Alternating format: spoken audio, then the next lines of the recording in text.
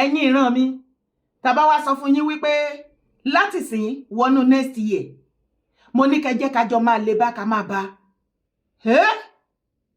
ó ti dójú ẹ o àwọn plateau ti yarí tán pátápátá báyìí ṣé mo ipọn tó ti lọ àtàkì àwọn Christian báyìí ní church ní Kaduna lẹ́ni àwọn YouTube plateau Jos gbogbo wọn ti fárígá ó dẹ̀ pọ́n ti yarí mọ́ bàbá Tinubu lọ́wọ́ báyìí situation tó ṣẹlẹ̀ nínú Nàìjíríà bàbá Tinubu agbára yín ò ní ká mọ́ gbogbo ọmọ citizen Nàìjíríà kọ́ ní kálukú lọ wá ọ̀pá tátàkùkù ní ṣakabula ní anything gbé dání àwọn YouTube plateau Jos wọ́n ló ti jójú ẹ̀ báyìí torí pé àwọn náà ti wá rí wípé àwọn Nàìjíríà mi ò ready láti face àwọn terrorists irọ́ náà pa for the past 25 years tán náà ti ń pa wọ́n ní Jos plateau ṣé mo pé Christian pọ̀ ń bẹ̀ àwọn Christian kíní ní plateau náà àti Kaduna wọ́n ló ti wá tó gẹ́ báyìí àwọn náà ti fẹ́ ṣe kíní yẹn àwọn gan fẹ́ wá kojú àwọn Fúlàní wọ́n fẹ́ máa locate gbogbo ibi tán láwọn náà tẹ̀dó sí tí Fúlàní hide sí kí wọ́n kúkú pa wọ́n iye tó bá kù ṣùgbọ́n àwọn náà àjọmọ ibi tán jọ bára wọn dé ṣe rí wípé ogun ti padà ṣẹlẹ̀ nínú Nàìjíríà wá tẹ̀lé mi. We are not at war with anybody. The Hausas, the Yorubas, the Igbos, and any other person that come to Plateau should have it at the back of his mind that he will settle peacefully. A Plateau man has never been known for any act of terrorism. But the Fulani have declared war on us. And it's so unfortunate that some people are falling victim of circumstance. We are calling, sir. Calling on Mr. President and the Executive Governor. Please, sir. Since having security at our domain cannot guarantee our safety, why will it not be relocated to where the bandits are settled so that we will then know when will they come to attack us? Yes, all these 25 years we've had security around us and then our lives are being killed. So let the Operation Enduring Peace move to the Fulani camp and encircle all those areas so that we will know who then are our killers and we will know what will they do. Oh, mo sọ fẹ́ kó ti di woro sí woro. Àwọn YouTube plateau, ó mọ iye ọdún tó tẹ́ pa wọ́n, ó gbé lẹ́nu for the past 25 years. Èyí tó wá sọ tó bá fún mi bẹ́ẹ̀ ni wípé àwọn army gan tó yẹ kí wọ́n protect wọn ò rí wọn protect. Torí àtijọ́ tó tẹ́ pa wọ́n lóòótọ́. Kò sí rírí tó àwọn army kìíní rí. Iṣẹ́ ni wọ́n ń pọ̀ sí àwọn terrorists ń pọ̀ sí. Iṣẹ́ l'attaque ń pọ̀ sí. Yet àwọn army dẹ̀ láwọn ń ṣiṣẹ́. Wọ́n á dẹ̀ gbé fídíò jáde. Wọ́n á láwọn lọ attack wọn bí. It is all lies. Mo rò wípé ojú gbogbo Nàìjíríà sì ti ń là nísìn wípé àwọn army general Nàìjíríà ti gbàbọ̀dé Fulani terrorists. Tó bá dẹ̀ lísì dáadáa sí ọ̀rọ̀ tí bọ̀bọ́ yìí sọ. Wàá rí wípé láti gbé ọjọ́ mẹ́ta ni mo ti ń hámà lórí kíní yẹn fún ẹ wípé bá mi mention níbi comment section, is there any tribe nínú Nigeria apart from Fulani don't terrorize any other tribe nínú Nigeria? It's only Fulani. It is only Fulanis that are buying Nigeria. Fulani nìkan ló ń pa wá. Kí ni Nigeria sì ṣe fún wọn tó fi ń pa wá? Wọ́n ní dọdọdọ ká gba Sharia láàyè, ká máa ṣẹ̀sìn wọn. Kí wọ́n sọ Nigeria kan sọ wá di bí ti Iran. Tó o bá rí situation tó ń ṣẹlẹ̀ ní Iran lọ́wọ́lọ́wọ́, President Trump, Donald Trump, ogun ṣẹlẹ̀ ní Iran burúkú. Lẹ́nu ìjẹta sí àná sí èní, Iran ti mọ̀ nǹkan tó dé bá wọn. Wọ́n ní President Trump ordered a U.S airstrike that wiped out over 50 senior Iranian leaders. So over 50 Iranian leaders also. These are the leaders, including the leaders, one of their leaders, tó brutal gan, tó gba ayé àwọn ọmọ obìnrin lọ́wọ́ wọn ní Iran. Láti pé ìyá lóyún, ó bímọ bẹ́ẹ̀ tó bá ti ṣe pọ́rọ́ lábẹ́ bẹ́ẹ̀ tó rí pé obìnrin ni, wọ́n ti sọ ọmọ yẹn sí inú ìgbèkùn religious slavery. Ó non practice ní Iran. Wọn ò ní life wọn mọ́. Ìyá àti bàbá wọn ò láṣẹ lórí àwọn ọmọ yẹn. Ayé wọn useless. Wọn ò gbọ́dọ̀ lọ sí school, wọn ò gbọ́dọ̀ drive, wọn ò gbọ́dọ̀ this, wọn ò gbọ́dọ̀ that. Èyí tó wá round ẹ̀ up, wọ́n wá sọ gbogbo wọn dẹlẹ́hà.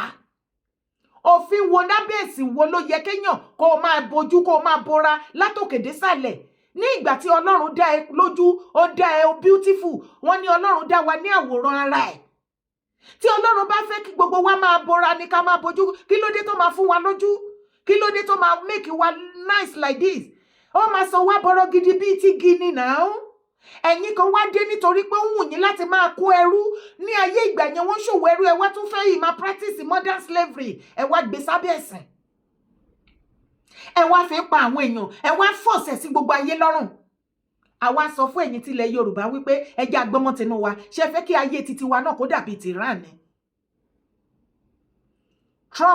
President Trump America ó ń bá wọn pòórá dáradára ní Iran lọ́wọ́lọ́wọ́ ẹ̀mí gbogbo wọn ti fẹ́ pè ní Iran gbogbo àwọn extremist Islamic leader ní Iran wọ́n ti fẹ́ eliminate gbogbo wọn tán à ń sọ fún ẹ̀yin tilẹ̀ Yorùbá Trump gbọ́nàna kò gbọ́ pa ẹ continue ṣe rí gbogbo wá sí tẹ́ ṣe ẹ̀tẹ̀ ṣọmọ ẹ̀tẹ̀ iṣan yẹn mọ́ dáadáa kẹ́ẹ̀tẹ̀ dò kẹ́ẹ̀tẹ̀ yín torí gbogbo yín pátápátá information yín everything about yín gbogbo ẹ̀ ló lọ sórí table ló máa dórí table Trump ìyẹn tí ò bá tí ì débẹ̀ already ṣe rí tó bá ṣe wá sọ̀kalẹ̀ tán yí pé fún Nàìjíríà níjọ́ tí Trump bá jí tó jí láti ilé bàbá ẹ̀ wá láti Germany tí ò gbọ́ pa tó ní ó yá nọ́mbà yẹn kan Nàìjíríà gbogbo yín tẹ́ jẹ́ extremist Islamic scholar nílẹ̀ Yorùbá pátápátá gbogbo yín ní information yìí ti wà bẹ́ẹ̀ mo assure yín eré lẹ máa pè they are coming to pick every one of you not only you including your wives and your children tó bá ní irọ́ ni mo pa gbogbo àwọn extremist Islamic leaders ní Iran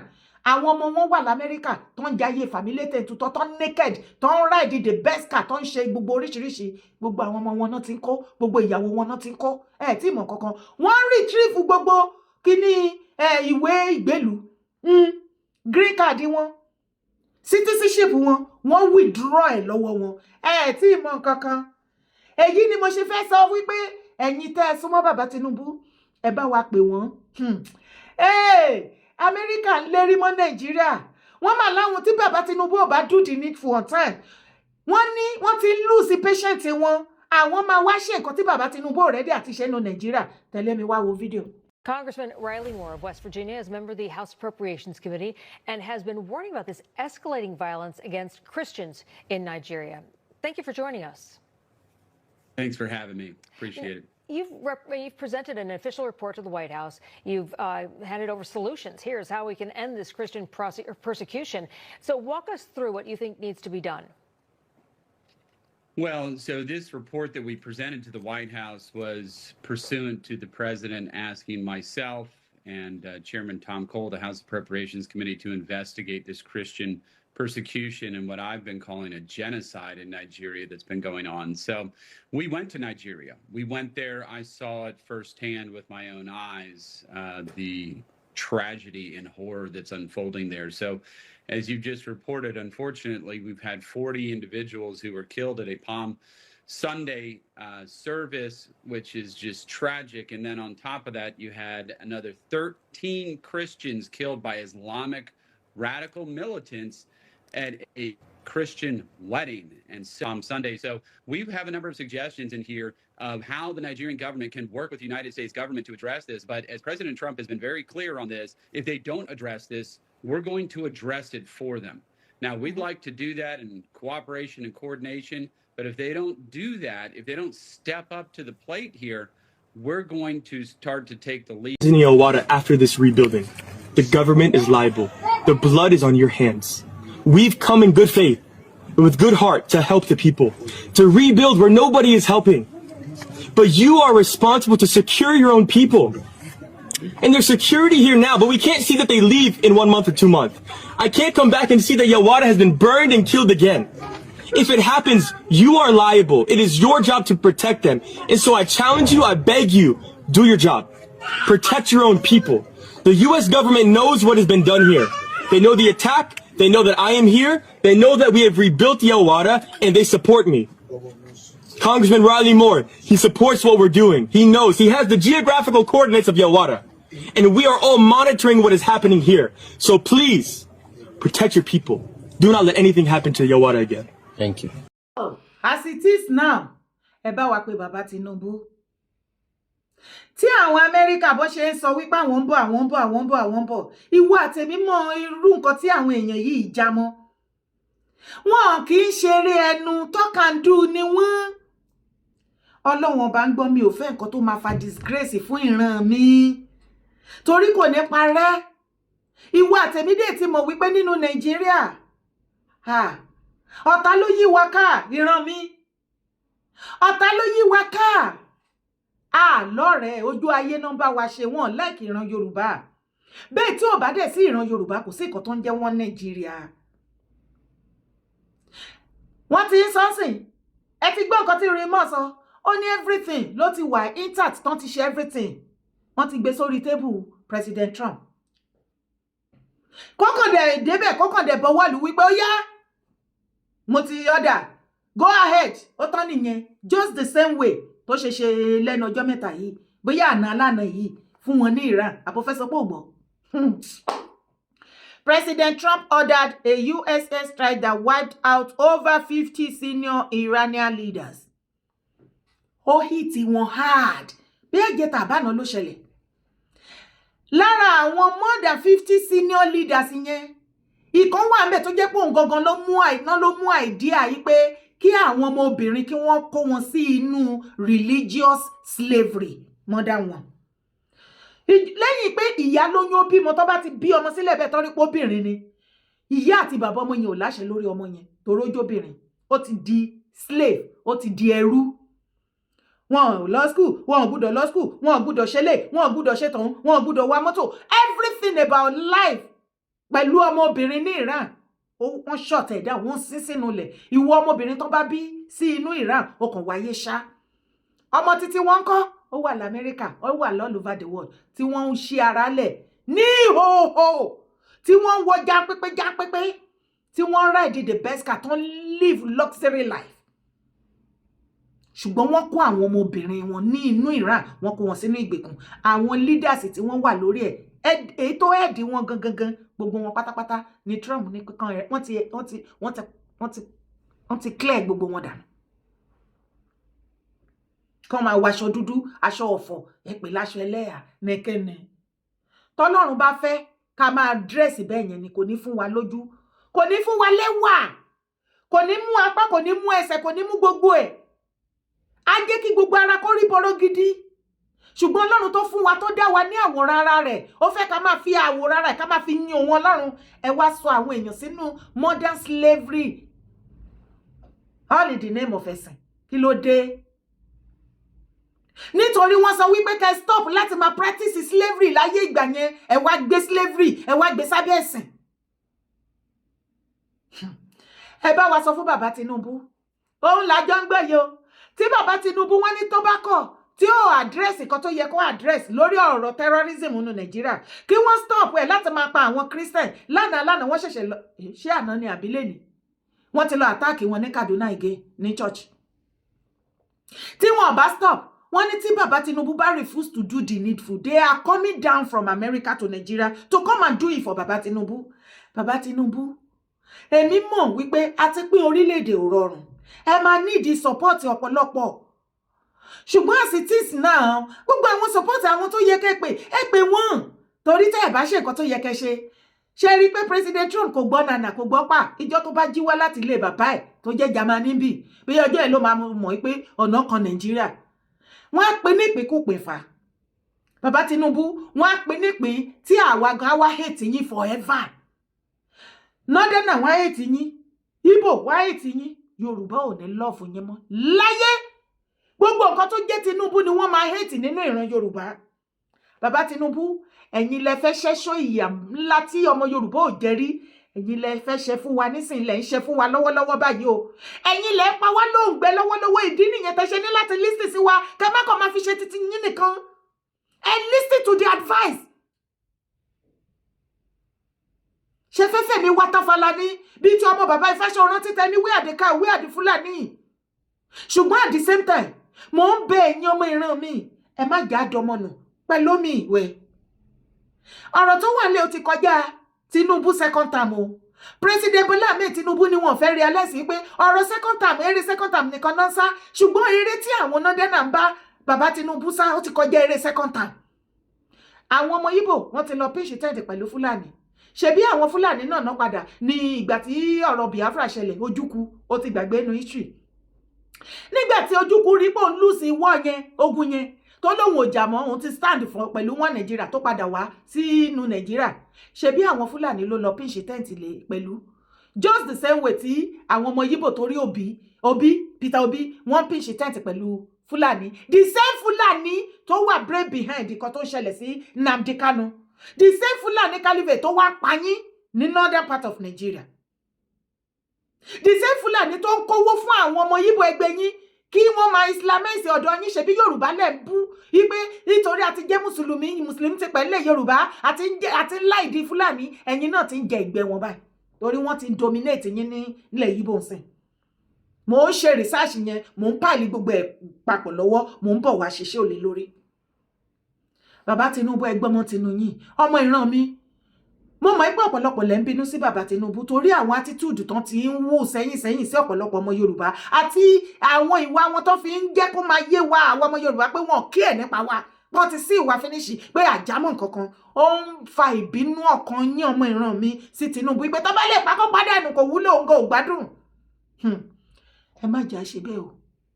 It is not about Tinubu now. It is about Nigeria versus Yoruba land, versus Yoruba tribe, versus Yoruba race, versus Yoruba people. Any kinní kan negative tó bá ṣẹlẹ̀ sí bàbá Tinubu, orí wa ló wà. Tí wọ́n bá wá pa bàbá Tinubu, mo wá ń bi ẹ̀yin ìran mi, kẹ́ jẹ́ ká gbọ́mọ̀ tinú wa. Bí wọ́n ṣe pa Awólọ́wọ̀ tán pa wọ́n títí dórí Abíọ́lá tán wá fi tán wá compensate bàbá Ọbásanjọ́ ṣé ẹ fẹ́ kán pa Tinubu náà ni tó bá wá ní pé kán pa Tinubu kán bojú Tinubu jẹ́ kó kú kí ni géènì tí wà tèmi fẹ́ rí bẹ́ẹ̀ kí ni géènì ikú Tinubu fún ìran Yorùbá ọmọ Yorùbá ṣé nǹkan tí ìwà tèmi ń sọ fún Tinubu kó ṣe tí wọ́n dá wa lóhùn yẹn Òbí tán bá ti gbé síbẹ̀ òun ló máa wá ṣe fún ìwà tèmi think ṣé tán bá ti pa Tinubu Shettima ló máa take over okay Shettima ló máa wá ṣe nǹkan tí Tinubu tá à sọ pé kó ṣe tí ò ṣe Shettima ló máa wá ṣe ẹ jẹ́ agbọ́mọ tinú wa ẹ má jẹ́ kí ọ̀tẹ̀ ó tẹ̀ wá o kó tẹ̀ wá rí o ẹ má jẹ́ aṣọ̀tẹ̀ ju bó ṣe yẹ lọ lásìkò yìí ó ti kọjá APC versus Labour Party versus ADC it is about Nigeria versus Yorubas ọmọ Yíbò ti sátẹ̀ láwọn ọmọ Fúlàní ní ìgbà Ojukwu bó ṣe sátẹ̀lé wọn náà nìyẹn bó ṣe máa ń ṣe nìyẹn that is how they are ẹ jẹ́ agbọ́mọ tinú wa ẹ jẹ́ agbọ́mọ tinú wa ẹ jẹ́ agbọ́mọ tinú wa mò ń sọ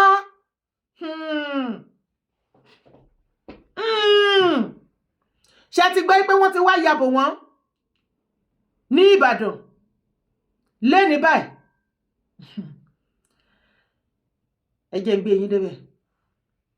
The Oyo State Police Command has arrested a suspected kidnapper identified as Muhammadu Abubakar and recovered an AK-47 rifle in Ikoyi-Ile, Orire local government area of the state.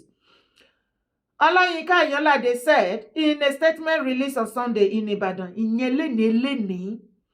the state capital, that the police received information that 3 armed men carrying an AK-47 rifle and other weapons were seen marauding around the forest and farmland in the area.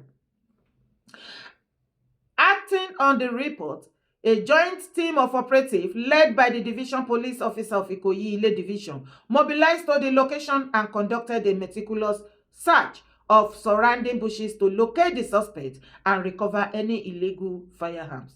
Ayinlade said the suspect confessed to a series of kidnapping activities around the Ogbomoso Ikoyi-Ile axis and has been cooperating with ongoing investigation. Tó já sí wípé kì í ṣe ní ló ṣẹ̀ṣẹ̀ ń gbọ́ wípé wọ́n ti sọ̀kalẹ̀ bíbà sí gbogbo ilẹ̀ Yorùbá. Wọ́n roam about the street kiri, ó mọ̀ wọ́n, ó ń rí wọn, ó ń bá wọn ṣe, ó ń ra nǹkan lọ́wọ́ wọn, nǹkan jíjẹ, ó mọ̀ ní àwọn tó kó sínú gbé wọn kó síbẹ̀. Wọ́n dúró de order àwọn Fúlàní leaders wọn. Ìwọ tó wá jọmọ Yorùbá tó wá sọ wípé àwọn Fúlàní kan wà, wọ́n ti pẹ́ tán ti wà nílẹ̀ Yorùbá, ó lè súnlé wọn, ó lè jẹun, ó lè ṣe. Okú òfò àtàdánù.